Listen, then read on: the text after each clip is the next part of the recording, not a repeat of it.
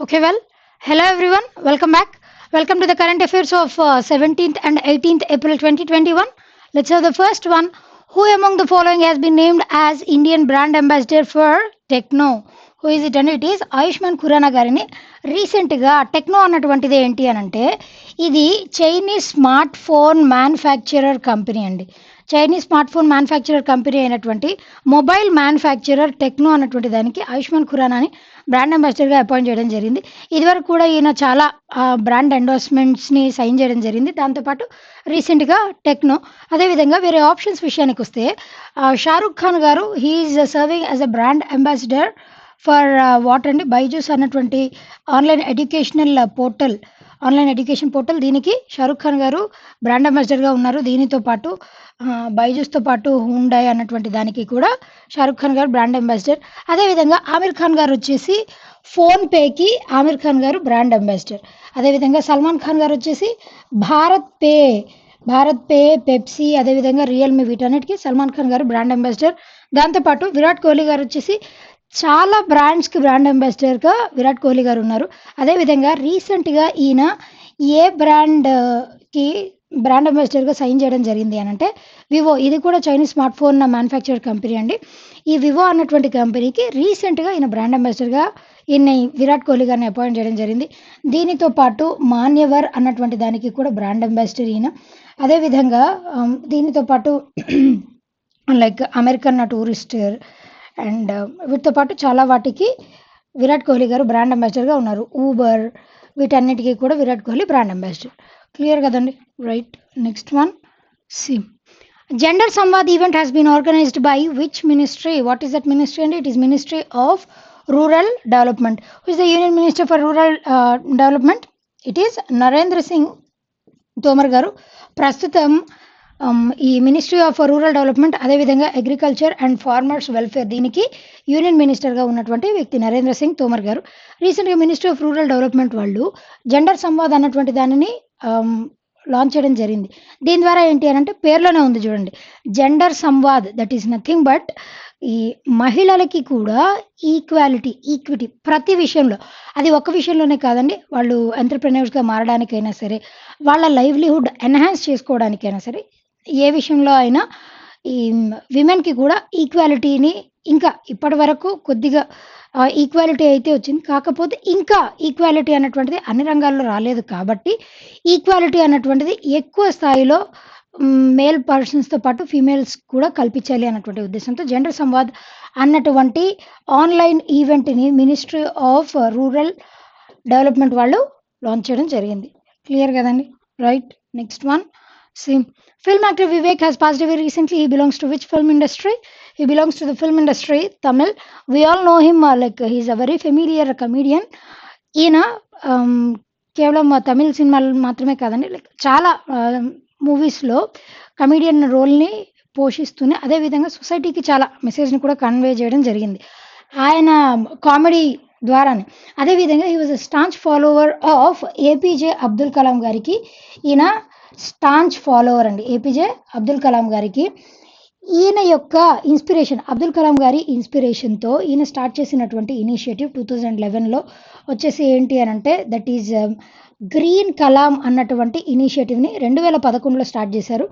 ఈ గ్రీన్ కలాం అన్నటువంటి ప్రాజెక్ట్ ద్వారా దీని యొక్క ముఖ్య ఉద్దేశం ఏంటి అని అంటే ఆల్ ఓవర్ ఇండియా మొత్తంలో 1 crore సాప్లింగ్స్ని నాటాలి, 1 crore మొక్కల్ని నాటాలి అన్నటువంటిది ఈయన యొక్క ఆలోచన.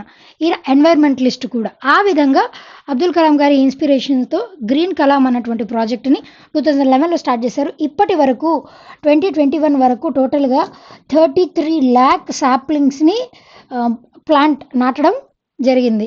ఆ విధంగా ఈయనకి గ్రీన్ వారియర్ అని కూడా పేరు. మన యాక్టర్ వివేక్ గారికి గ్రీన్ వారియర్ అని కూడా పేరు. రీసెంట్గా ఈయన COVID-19 వ్యాక్సినేట్ చేయించుకున్న తర్వాత second because of cardiac arrest చనిపోవడం జరిగింది. క్లియర్ కదండి, రైట్.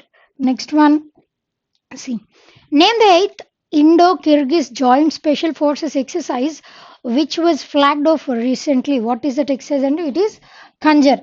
రీసెంట్గా ఎక్కడ జరిగింది అని అంటే కిర్గిజ్ క్యాపిటల్ అయినటువంటి ఈ తాష్కెంట్లో రీసెంట్‌గా ఈ ఎడిషన్ అన్నటువంటి దాన్ని లాంచ్ చేయడం జరిగింది. అర్లియర్ 2011 నుంచి కూడా ఇండియాకి మరియు కిర్గిస్థాన్‌కి మధ్య ఈ ఖంజర్ అన్నటువంటి మిలిటరీ ఎక్సర్‌సైజ్‌ని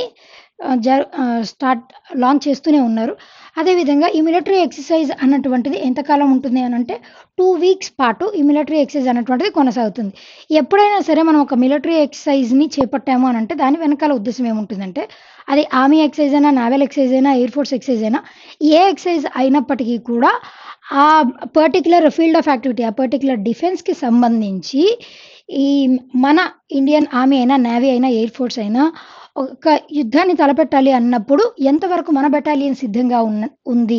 అదేవిధంగా దీంట్లో ఇంకా ఏమన్నా ఫర్దర్‌గా ఇంప్రూవ్‌మెంట్స్ కావాలా అన్నటువంటి వాటిని బేరీజ్ వేసుకొని ప్రతి సంవత్సరం కూడా ఇలాంటి ఎక్సర్‌సైజెస్ అన్నటువంటివి డిఫరెంట్ కంట్రీస్‌తో మనం కండక్ట్ చేయడం జరుగుతుంది. అదేవిధంగా వేరే ఆప్షన్స్ విషయానికొస్తే మిత్రశక్తి అన్నటువంటిది this is an army exercise between India and Sri Lanka.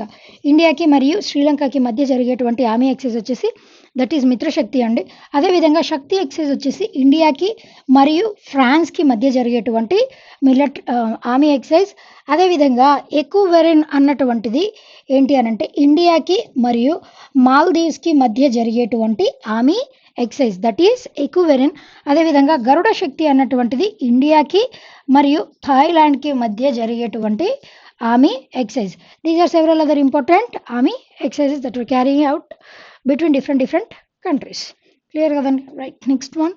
So which of the following company has collaborated with EdTech learning platform Gavi to to offer affordable online courses in automation? What is that company? And it is UiPath అన్నటువంటిది basically New York based robotic automation company అండి.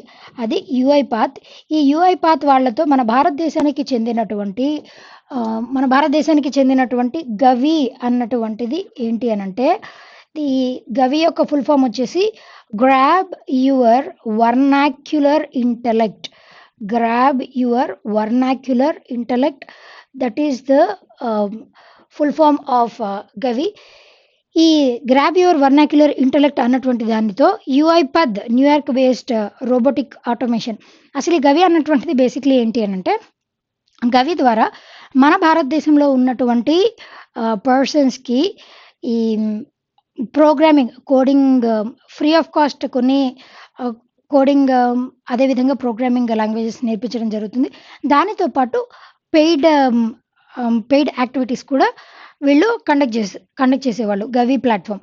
దానితో పాటు ఈ collaboration వెనకాల ఉద్దేశ్యం ఏంటి అనంటే ఈ యూఐపద్ వీళ్ళు ఏ రంగంలో దిట్టండి? Robotic automation. ఇప్పుడు మనందరికీ తెలుసు ఆర్టిఫిషియల్ ఇంటెలిజెన్స్‌ని యూజ్ చేసుకొని ప్రతి రంగంలో కూడా ఎన్హాన్స్‌మెంట్స్ అన్నవి, ఇంప్రూవ్‌మెంట్స్ అన్నటువంటివి జరుగుతున్నాయి.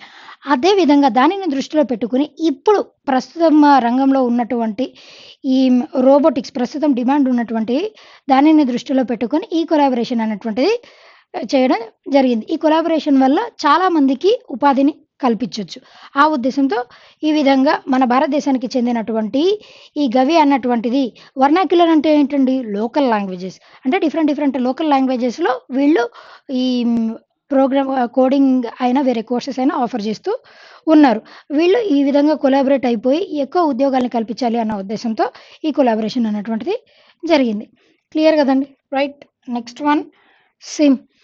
Narendra Modi has released 4 books based on the life of Bhimrao Ambedkar recently. Which of the following is not one among them? What is that which is not one among them? And doctor Ambedkar బాల్య దర్శన్ అన్నటువంటిది మన prime minister Narendra Modi గారు release చేసినటువంటి 4 బుక్స్‌లో ఒకటి కాదు. ఆ 4 పుస్తకాలు వచ్చేసి రాష్ట్ర దర్శన్, జీవన్ దర్శన్, వ్యక్తి దర్శన్, ఆయామ్ దర్శన్. ఈ 4 బుక్స్ అన్నటువంటివి డాక్టర్ బిఆర్ అంబేద్కర్ గారి బర్త్ యానివర్సరీ అయినటువంటి ఎప్పుడు సెలబ్రేట్ చేశారండి? ఏప్రిల్ 14th ఆయన బర్త్ యానివర్సరీ సెలబ్రేట్ చేశారు కదా! అప్పుడు భీమ్రావ్ అంబేద్కర్ గారి బర్త్ యానివర్సరీ సందర్భంగా అదేవిధంగా నేషనల్ అసోసియేషన్ ఆఫ్ యూనివర్సిటీస్ ఈ నేషనల్ లెవెల్‌లో జరిగేటువంటి మన భారతదేశంలో ఉన్నటువంటి యూనివర్సిటీస్ అన్నిటి యొక్క 95th సెమినార్ కూడా రీసెంట్‌గా కండక్ట్ చేశారండి. దాని సందర్భంగా సెమినార్ జరుగుతున్నప్పుడు దాంట్లో భాగంగానే ఈ అంబేద్కర్ గారి బర్త్ యానివర్సరీ సందర్భంగా 14th, 15th జరిగిందండి. ఈ 95th సెమినార్ అన్నటువంటిది. దాంట్లో భాగంగానే ఈ అంబేద్కర్ జీవితానికి సంబంధించినటువంటి 4 పుస్తకాలు ప్రైమ్ మినిస్టర్ నరేంద్ర మోదీ గారు రిలీజ్ చేయడం జరిగింది. క్లియర్ కదండి. Right. Next one. Indian railways has approved to transport liquid medical container trucks of which gas on RO basis to Maharashtra. What is that gas? And it is oxygen. We all know that ప్రస్తుతం ఏ gas ఎక్కువగా డిమాండ్లో ఉందండి? Oxygen. ఎందుకు? COVID-19 cases అన్నటువంటివి ప్రతిరోజు కూడా increase అవుతూనే ఉన్నాయి. This is the second wave.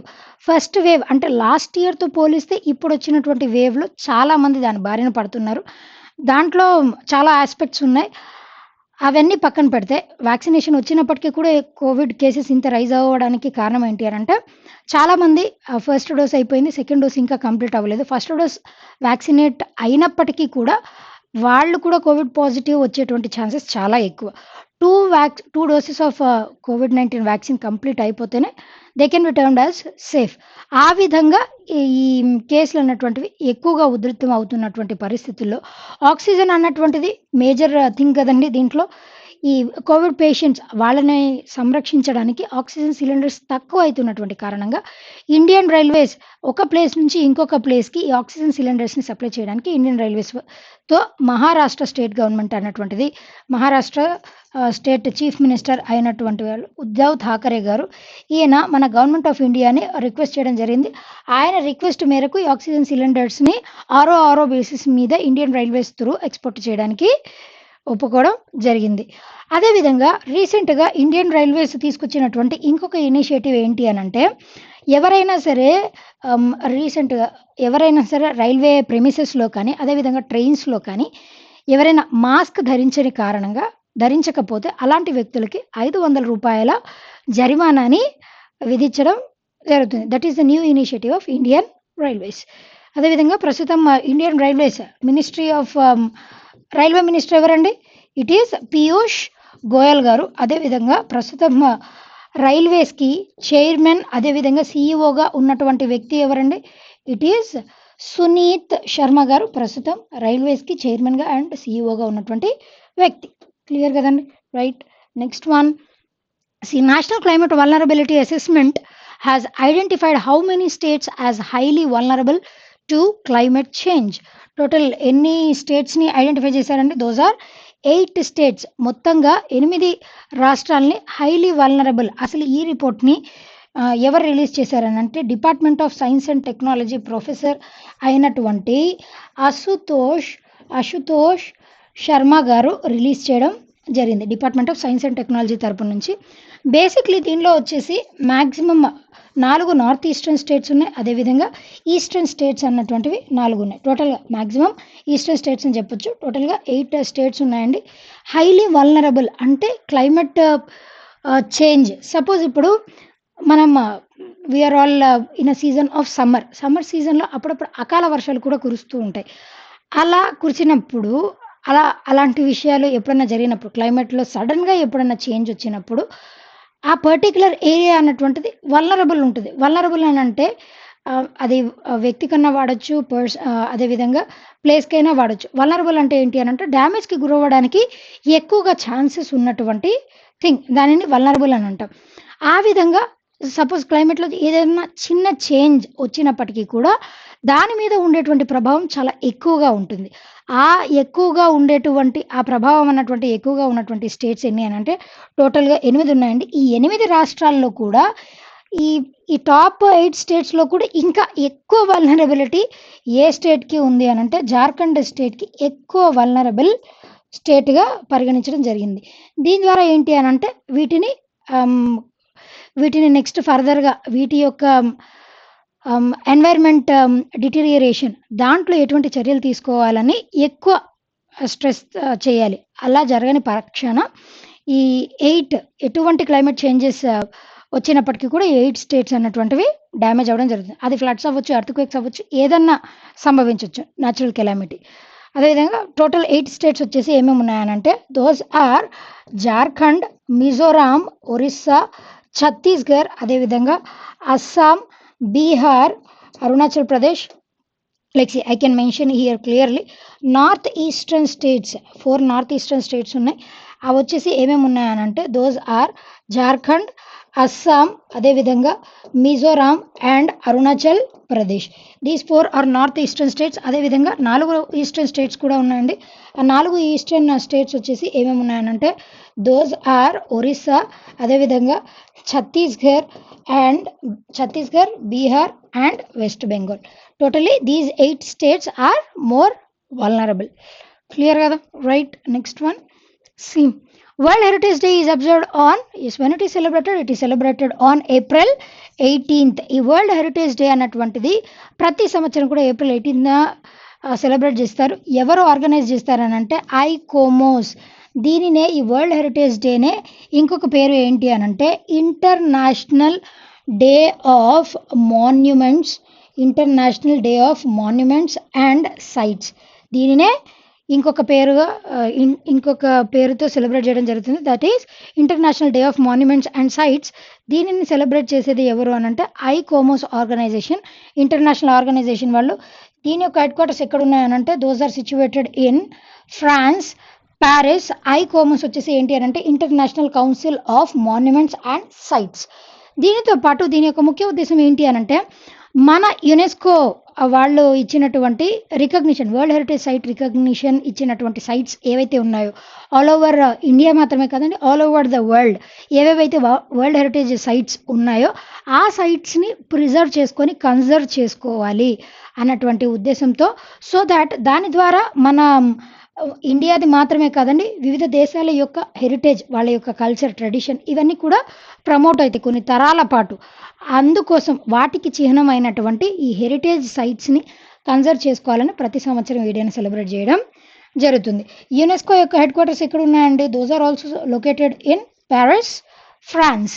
అదేవిధంగా Paris, ఫ్రాన్స్లో ఉన్నాయి. అదేవిధంగా వేరే ఆప్షన్స్ విషయానికి వస్తే April 1st is celebrated as Odisha day, దానినే ఉత్కల్ దివస్ అని కూడా అంటాం, దట్ ఈజ్ ఏప్రిల్ 1st. అదేవిధంగా April 11th is celebrated as national safe motherhood day. దీనితో పాటు birth anniversary of Jyotiba Phule గారి బర్త్ యానివర్సరీ కూడా సెలబ్రేట్ చేయడం జరుగుతుంది. దాంతోపాటే మహాత్మా గాంధీ గారి వైఫ్ అయినటువంటి కస్తూర్బా గాంధీ గారి బర్త్ యానివర్సరీ కూడా ఏప్రిల్ 11th. అదేవిధంగా ఏప్రిల్ 14th విషయానికి వచ్చేసరికి డాక్టర్ బిఆర్ అంబేద్కర్ గారి Jayanti, doctor BR Ambedkar Jayanti, that is celebrated on April 14th. అదేవిధంగా ఏప్రిల్ 15th విషయానికి వచ్చేసరికి world arts day is celebrated on April 15th. Clear కదండి? These are several other important days that are celebrated in the month of April. Clear? Right. Next one. Prakriti e-mobility has collaborated with which state or UT government to help COVID-19 patients? What is that UT? And it is Delhi UT. రీసెంట్గా ప్రకృతి ఈ mobility వాళ్ళతో collaborate అవ్వడం జరిగింది. దీని ద్వారా వీళ్ళు కల్పించేటువంటి వెసులుబాటు లేదంటే సదుపాయం ఏంటి అని అంటే ఈ మొబిలిటీ అంటే ఎలక్ట్రానిక్ కమ్యూటేషన్ని ప్రొవైడ్ చేస్తారు. ఎలక్ట్రానిక్ కమ్యూటేషన్ అని అంటే సపోజ్ ఏదైనా ఒక ప్లేస్లో కోవిడ్ పేషెంట్స్ ఉన్నారు, వాళ్ళు క్రిటికల్ స్టేజ్లో ఉన్నారు, ఎమర్జెన్సీలో వేరే హాస్పిటల్కి తరలించాలి అని అన్నప్పుడు ఎలక్ట్రిక్ వెహికల్స్ని వాడుకొని వాళ్ళని వేరే ప్రదేశానికి తరలిస్తారు. అదే ఈ ఎలక్ట్రిక్ మొబిలిటీ ఫెసిలిటీ కమ్యూటేషన్, అది కూడా free of cost, without any charges, free of cost. అది కూడా ఎలక్ట్రిక్ వెహికల్స్లో వీళ్ళని ఒక ప్రదేశం నుంచి ఇంకో ప్రదేశానికి తరలిస్తారు, హాస్పిటల్స్కి తరలిస్తారు. వాళ్ళతో ఢిల్లీ యూటీ అన్నటువంటి ఢిల్లీ గవర్నమెంట్ అన్నటువంటిది ఈ ప్రకృతి మొబిలిటీ వాళ్ళతో కొలాబరేట్ అవ్వడం జరిగింది. That is the thing. వేరే ఆప్షన్స్ విషయానికి వస్తే రీసెంట్గా హర్యానా స్టేట్ గవర్నమెంట్ అన్నటువంటిది ఆ హర్యానా స్టేట్లో ఉన్నటువంటి గవర్నమెంట్ ఆఫీసెస్ అన్నిటిలో కూడా 50% స్టాఫ్ని మాత్రమే మెయింటైన్ చేయాలి అన్న ఒక కొత్త రూల్ని ఇంట్రడ్యూస్ చేయడం జరిగింది. ఎందుకు? Because of COVID-19. దాని నుంచి సేఫ్గా ఉండడం కోసం అన్ని గవర్నమెంట్ ఆఫీసెస్లో కూడా స్టాఫ్ కేవలం 50% మాత్రమే మెయింటైన్ చేయాలని కొత్త రూల్ని తీసుకొని రావడం జరిగింది. అదేవిధంగా గోవా విషయానికి వస్తే గోవా రీసెంట్గా ఆక్సిజన్ సిలిండర్స్ని ఎక్స్పోర్ట్ చేయడం ఆపేసింది. గోవా నుంచి వేరే స్టేట్స్కి కానీ యూటీస్కి కానీ ఆక్సిజన్ సిలిండర్స్ అక్కడి నుంచి వేరే ప్రదేశానికి తరలించడం కంప్లీట్గా ఆపేసింది. అదేవిధంగా ఉత్తరప్రదేశ్ స్టేట్ గవర్నమెంట్ అన్నది రీసెంట్గా ఆక్సిజన్ తక్కువ అవుతున్నటువంటి కారణంగా 10 కొత్త ఆక్సిజన్ ప్లాంట్స్ని ఎస్టాబ్లిష్ చేయడం జరిగింది. ఉత్తరప్రదేశ్లోనే 10 కొత్త ఆక్సిజన్ ప్లాంట్స్ని బిగిన్ చేశారు. అదేవిధంగా గుజరాత్ విషయానికి వస్తే రీసెంట్గా ఇటలీ గవర్నమెంట్ వాళ్ళు గుజరాత్లో మన భారతదేశంలో మొట్టమొదటి మెగా ఫుడ్ పార్క్, అదేవిధంగా food processing unit and mega food park అన్నటువంటి దాన్ని గుజరాత్లో స్టార్ట్ చేయడం జరిగింది ఇటలీ గవర్నమెంట్ వాళ్ళు. క్లియర్ కదండి? Right. Next one, see who among the following has set a new world record by lifting 119 kg in clean and jerk at the Asian weightlifting championship at Tashkent, Uzbekistan? What is it? Who is she అండి? She is Mirabai చను గారు. రీసెంట్గా ఈ Uzbekistan capital అయినటువంటి Tashkent రీసెంట్గా జరిగినటువంటి వాటిల్లో world రికార్డ్ని create చేశారు. ఇది వరకు కూడా ఇట్లాంటి వరల్డ్ రికార్డ్ ఇదివరకు ఎవరు క్రియేట్ చేయలేదా అంటే, ఇది వరకు ఇలాంటి వరల్డ్ రికార్డ్ని చైనాకి చెందినటువంటి జియాంగ్ గారు అర్లియర్ 2019లో 118 కేజీ కేటగిరీ, 180 కేజీ, అది కూడా క్లీన్ అండ్ జర్క్ కేటగిరీలోనే ఇది వరకు జరిగినటువంటి 2019లో జరిగినటువంటి మ్యాచ్లో సిల్వర్ మెడల్ని సాధించడం జరిగింది. రీసెంట్గా జరిగినటువంటి మ్యాచ్లో మన భారతదేశానికి చెందినటువంటి, అది కూడా మణిపూర్కి చెందినటువంటి మీరాబాయి చము గారు రీసెంట్గా జరిగినటువంటి దానిలో బ్రాంజ్ మెడల్ని గెలుచుకోవడం జరిగింది. అంటే దీంట్లో టోటల్గా 2 మెడల్స్ని గెలుచుకున్నారండి. వరల్డ్ లెవెల్లో ఒక మెడల్, అదేవిధంగా ఈ లెవెల్లో ఇంకొక మెడల్, 2 మెడల్స్ని గెలుచుకోవడం జరిగింది. ఆ విధంగా షీ హాజ్ బికమ్ మొట్టమొదటి భారతీయ మహిళ. అదేవిధంగా 119 కేజీ ఈ వెయిట్ లిఫ్టింగ్ దాంట్లో ముఖ్యంగా 2 కేటగిరీస్ ఉంటాయండి. ఒకటి వచ్చేసి క్లీన్ అండ్ జర్క్ కేటగిరీ, ఇంకొక కేటగిరీ వచ్చేసి ఏముంటుంది అని అంటే స్నాచ్ కేటగిరీ. ఈ 2 కేటగిరీస్లో కూడా ఈవిడ మెడల్ని సాధించడం జరిగింది. క్లీన్ అండ్ జర్క్ కేటగిరీలో వచ్చేసి 119 కేజెస్ కేటగిరీలో సాధించారు. అదేవిధంగా స్నాచ్లో 86 కేజీ వెయిట్ లిఫ్టింగ్ 86 కేజీ కేటగిరీలో ఆవిడ విజయం సాధించడం జరిగింది. స్నాచ్, ఈ 2 విభాగాలు ఉంటాయి వెయిట్ లిఫ్టింగ్లో. క్లియర్ కదండి? అదేవిధంగా దీనితో పాటు రీసెంట్గా ఆల్మట్టిలో జరిగినటువంటి మ్యాచ్లో ఆల్మట్టిలో జరిగినటువంటి ఏషియన్ ఛాంపియన్షిప్స్ దాంట్లో మన భారతదేశం, అది కూడా విమెన్స్ ఈవెంట్ జరిగింది కదండి. రీసెంట్గా ఆల్మట్టిలో విమెన్స్ ఈవెంట్లో మన భారతదేశానికి సంబంధించి టోటల్గా ఎన్ని మెడల్స్ లభించాయి అని అంటే 7 మెడల్స్ లభించాయి మన భారతదేశానికి. రీసెంట్గా ఆల్మట్టిలో జరిగినటువంటి విమెన్స్ ఈవెంట్లో టోటల్గా 7 మెడల్స్ సాధించింది భారతదేశం. క్లియర్ కదండి? Right. Next one, see Charles Chuck passed away recently. He was the co-founder of which of the following company? What is that company అండి? It is US-based company, that is Adobe అన్నటువంటి కంపెనీకి ఇది వరకు 1982లో ఈయన కో-ఫౌండర్గా ఉన్నటువంటి వ్యక్తి.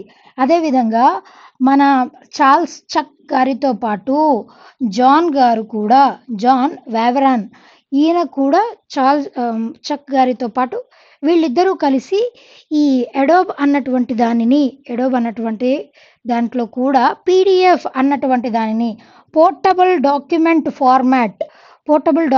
Format అన్నటువంటి దానిని కూడా ఇంట్రడ్యూస్ చేసింది చక్ గారు. ఆయన అడోబ్ అన్నటువంటి కంపెనీకి ఇదివరకు కో-ఫౌండర్గా ఉండేటువంటి వ్యక్తి. అదేవిధంగా రీసెంట్గా because of age old ailments ఈయన చనిపోవడం జరిగింది. క్లియర్ కదండి? Right. Next one, which IIT has developed world's first affordable and long-lasting hygiene product named Durocare Services? What is that IIT అండి? It is IIT Hyderabad. రీసెంట్గా IIT హైదరాబాద్ వాళ్ళు డ్యూరోకియా అన్నటువంటి దానిని develop చేశారు. దీనిని లాంచ్ చేసింది ఎవరు అంటే మన ఎడ్యుకేషన్ మినిస్టర్ అయినటువంటి రమేష్ పోఖ్రియాల్ నిశాంక్ గారు దీనిని వర్చువల్గా లాంచ్ చేయడం జరిగింది. ఈ డ్యూరోకియా యొక్క ముఖ్య ఉద్దేశం ఏంటి అని అంటే, అసలు బేసిక్లీ దీంట్లో వాడినటువంటి టెక్నాలజీ వచ్చేసి నానో టెక్నాలజీ అండి. ఈ డ్యూరోకియా సిరీస్ వచ్చేసి ఏంటి అని అంటే బేసిక్లీ జస్ట్ లైక్ శానిటైజర్ లాంటిదే. అది ఏంటి అని అంటే మనం ఒకసారి దాంతో శానిటైజ్ చేసుకుంటున్నప్పుడు 99% జెమ్స్ అన్నటువంటివి వాష్ అవుట్ అయిపోతాయి. అదేవిధంగా 35 days వరకు ఆ జర్మ్ ప్రొటెక్షన్ అన్నటువంటిది అదే విధంగా ఉంటుందట. ఆ విధంగా ఇట్లా మన భారతదేశానికి సంబంధించి అది కూడా ఐఐటీ హైదరాబాద్ వాళ్ళు ఈ విధమైనటువంటి కొత్త ఇన్నోవేషన్‌ని తీసుకొని రావడం మొట్టమొదటిసారి. ఇది మాత్రమే కాదండి, ఐఐటీ హైదరాబాద్ వాళ్ళు ఇదివరకు last year COVID-19 first wave time అప్పుడు కూడా లో కాస్ట్ వెంటిలేటర్స్‌ని డిజైన్ చేశారు. అదేవిధంగా మాస్క్‌ని ఇంట్రొడ్యూస్ చేశారు. ఇట్లా డిఫరెంట్ థింగ్స్‌ని కూడా ఐఐటీ హైదరాబాద్ వాళ్ళు ఇంట్రొడ్యూస్ చేయడం జరిగింది. క్లియర్ కదండీ! Right. Next one. See which of the following country has seized the ever given ship which has blocked the Suez Canal? What is that country? And it is Egypt. అదేవిధంగా Egypt యొక్క capital and currency వచ్చేసి ఏంటంటే those are Cairo and the currency is Egyptian dollar. These are Egyptian pound. These are the capital and currency of Egypt. And ఇక్కడ Ever Given అన్నటువంటిది ఏంటి అని అంటే ship యొక్క పేరండి. దీని మీద ఎవర్ గ్రీన్ అని ఉంది కదా, అబ్జర్వ్ చేశారో లేదో. ఎవర్ గ్రీన్ అన్నటువంటిది ఏంటి అని అంటే ఈ ఎవర్ గ్రీన్ అన్నటువంటిది కంపెనీ యొక్క పేరు. ఈ తైవానీస్ కంపెనీ దాని యొక్క పేరండి. తైవానీస్ కంపెనీ యొక్క పేరు ఎవర్ గ్రీన్. కాకపోతే ఆ షిప్ యొక్క పేరు ఏంటి అని అంటే షిప్ యొక్క పేరు వచ్చేసి ever given. Don't get confuse between these two. అదేవిధంగా సూయజ్ కెనాల్ అన్నటువంటిది నేను ఇదివరకు కూడా చెప్పానండి. లైక్ లాస్ట్ మంత్ కరెంట్ అఫైర్స్లో మనం ఎక్స్ప్లెయిన్ చేసుకోవడం జరిగింది. Man made canal.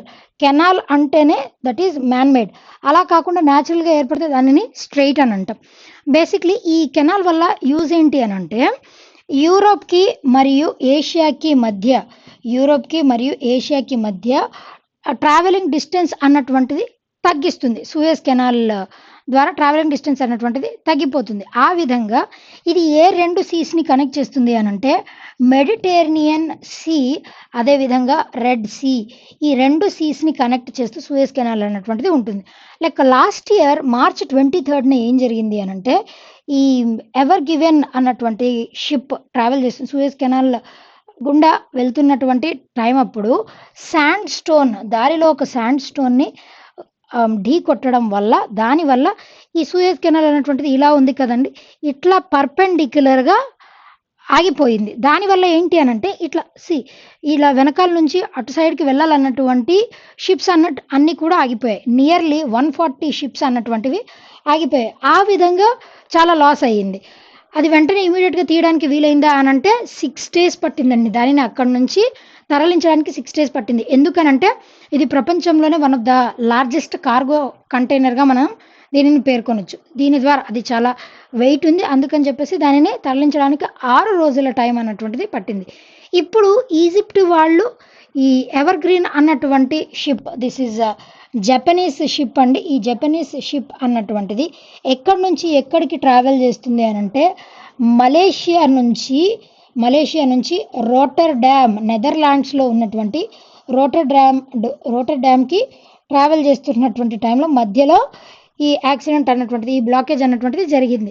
అలా బ్లాకేజ్ జరిగి 6 రోజుల పాటు ఇటు సైడ్ నుంచి ఇటువైపు వరకు షిప్స్ వెళ్ళని కారణంగా ఈజిప్ట్ గవర్నమెంట్ అన్నటువంటిది ఈ షిప్స్ మీద $900 million ఫైన్ని విధించడం జరిగింది. ఆ ఫైన్ని చెల్లించిన తర్వాత మాత్రమే ఈ కార్గో షిప్ని రిలీజ్ చేస్తామని చెప్పేసి రీసెంట్గా వీళ్ళు ఆంక్షలు విధించడం జరిగింది. క్లియర్ కదండి? Right. Next one, the last one for today. See, which of the following vaccine is 90% effective after 6 months of dose? What is that vaccine అండి? మొడర్నా. US based మొడర్నా వ్యాక్సిన్ వచ్చేసి 90% ఎఫెక్టివ్ అట. అదే ఇప్పుడు ఫస్ట్ డోస్ తీసుకున్నప్పుడు 90% effective. అదేవిధంగా second dose complete అయిపోయిన తర్వాత 95% effective ఉంది. అంటే మళ్ళీ కోవిడ్ పాజిటివ్ వచ్చే ఛాన్సెస్ 95% ఉండవు. 95%, అది కూడా అప్ టు 6 months వరకు కోవిడ్ రాకుండా మనల్ని మనం పరిరక్షించుకోవడానికి 95% ఛాన్సెస్ ఉన్నటువంటి వ్యాక్సిన్ వచ్చేసి ఇట్ ఈస్ మొడర్నా. ఈ వ్యాక్సిన్ అన్నటువంటిది ఇప్పుడు ఎవరెవరికి ఇస్తున్నారు అని అంటే 18 years కంటే పైబడిన వయస్కులందరికీ కూడా ఈ వ్యాక్సిన్ అన్నటువంటి దానిని ఇవ్వడం జరుగుతుంది. అదేవిధంగా ప్రస్తుతం ఈ 12 నుంచి 17 years మధ్యలో ఉన్నటువంటి వ్యక్తుల మీద ట్రయల్ ప్రాసెస్ అన్నటువంటిది రన్ అవుతుంది. దాని తర్వాత 6 months లోపు బేబీస్కి కూడా ఈ వ్యాక్సిన్ ఇవ్వచ్చా అన్నటువంటి ట్రయల్ ప్రాసెస్ నెక్స్ట్ ఫర్దర్గా వీళ్ళు స్టార్ట్ చేయబోతున్నారు. అదేవిధంగా వేరే ఆప్షన్స్ విషయానికి వస్తే కోవిషీల్డ్ అన్నటువంటిది మన భారతదేశానికి చెందినటువంటి వ్యాక్సిన్.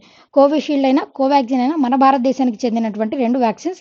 కోవాక్సిన్ అన్నటువంటిది భారత్ బయోటెక్ వాళ్ళు తయారు చేసినటువంటి complete indigenous vaccine. Bharat Biotech వాళ్ళు, అది హైదరాబాద్ బేస్డ్ ఫార్మాస్యూటికల్ కంపెనీ అండి భారత్ బయోటెక్. మన భారత్ బయోటెక్ వాళ్ళు తయారు చేసినటువంటి కంప్లీట్గా ఇండిజినస్ వ్యాక్సిన్ వచ్చేసి కోవాక్సిన్. మరి కోవిషీల్డ్ ఏంటి అని అంటే యూకేకి సంబంధించినటువంటి ఆస్ట్రాజెనికా వ్యాక్సిన్. దీని యొక్క 100% రెప్లికా, దీని యొక్క 100% రెప్లికానే ఈ కోవిషీల్డ్. రెప్లికా అంటే తెలుసు కదండి, యాస్టీజ్. దాంట్లో ఏవైతే ఉంటుందో దాంట్లో ఉన్నటువంటి కాంపోజిషన్ని యూజ్ చేసుకొని కోవిషీల్డ్ అన్నటువంటి పేరుతో ఈ ఆస్ట్రాజెనికా అన్నటువంటిది యూకే బేస్డ్ కోవిడ్ వ్యాక్సిన్ అండి. దాని యొక్క రెప్లికానే కోవిషీల్డ్. అదేవిధంగా స్పుత్నిక్ వి వచ్చేసి ఏ దేశానికి చెందినటువంటి కోవిడ్ వ్యాక్సిన్ అండి? రష్యాకి చెందినటువంటి కోవిడ్ వ్యాక్సిన్. అదేవిధంగా యుఎస్లో జాన్సన్ వ్యాక్సిన్ కూడా యుఎస్ బేస్డ్ వ్యాక్సినే. క్లియర్ కదండి? Right. Okay, well, that's all for today. We'll be meeting again tomorrow. Until then, thank you. Have a nice day.